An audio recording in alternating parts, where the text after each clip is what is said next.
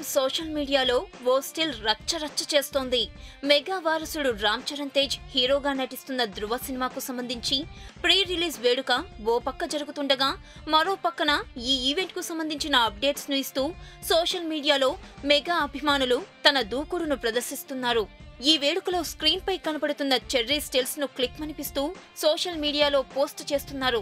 అందులో భాగంగా రామ్ చరణ్ షర్ట్లెస్ గా ఉన్న ఓ స్టిల్ కు మెగా ఫ్యాన్స్ జైలు కొడుతున్నారు. అవును, నిజంగా ఆ స్టిల్ ఫ్యాన్స్ చేత విజిల్స్ వేయించేదిగా ఉంది.